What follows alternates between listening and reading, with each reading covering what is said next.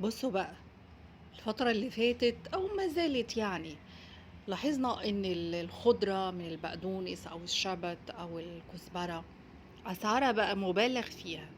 فأنا قلت طيب أوكي، خلينا كده نبقى عمليين وأحاول إن أنا أجرب أزرعها في البلكونة عندي في الزهريات والقصيصات الصغيرة، ونشوف هنعمل إيه. دي كانت النتيجة يا جماعة. أي نعم، العصافير بتاكلها بس بالهنا والشفا على قلبهم يعني. بس أنا مبسوطة إن أنا قدرت إن أنا يعني أعمل حاجة ولذيذة، وبالتالي إن أنا هزرعها في الجنينة تحت بشكل موسع. إيه رأيكم؟ نزرع حاجتنا بنفسنا. بس كده.